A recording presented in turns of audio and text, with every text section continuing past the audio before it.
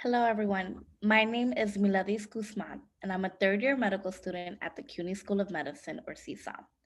Over the last year, I have been involved in an effort to implement restorative justice practices at CSUM, and I'm excited to share with you the process as well as some of the lessons learned. Before I begin, we want to acknowledge the AAMC's Restorative Justice in Academic Medicine pilot project and the Center for Restorative Practice for supporting our efforts. First, a little bit about our community for those of you who are unfamiliar with our school. We are a small community with only 562 students and 54 faculty, thus making school wide implementation feasible. We also have a diverse student body, with over 53% of our students representing groups historically underrepresented and or excluded in medicine. We also have some climate concerns, which were the impetus for our RJ community practices. Before discussing the results, I want to briefly describe our process for identifying facilitators, training, and designing circles. First, we wanted to make sure that we had a group of facilitators that represented all stakeholders. This included identifying faculty, administrators, students, and staff who could be trained in RJ practices and be part of our implementation group. Once we identified stakeholders, all six individuals participated in a 6 week training. Following the training, the implementation group met to discuss strategies and develop plans for the school wide rollout. I will now discuss the results and lessons from this process.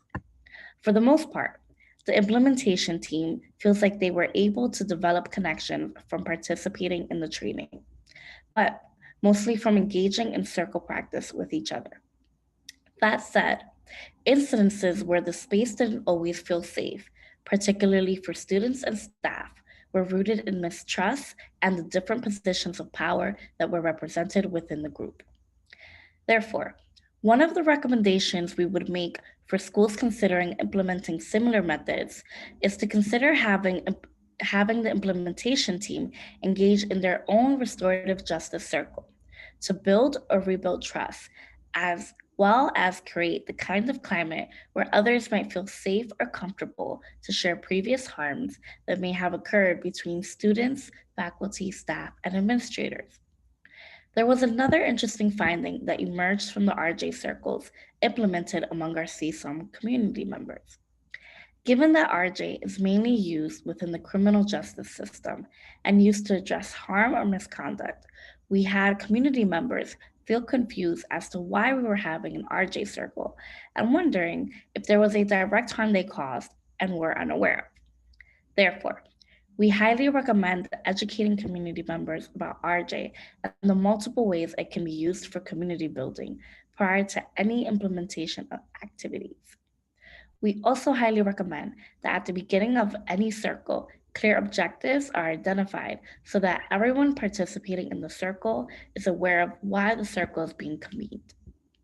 Another challenge for us was scheduling the RJ circles. Finding a time where people's schedules overlapped for 90 minutes was difficult. Therefore, we recommend that you plan circles during already scheduled events. For instance, we scheduled our circles during times that people had already blocked off for a committee meeting and just use that committee meeting to engage in community building. Finally, having a plan to collect data is important. Having a baseline is important to both identify the areas that need to be addressed, as well as measure whether change is occurring as a result of the RJ practices. Thank you. I hope I have inspired all of you to look into RJ practices to address climate concerns in your communities, and I welcome any questions you have.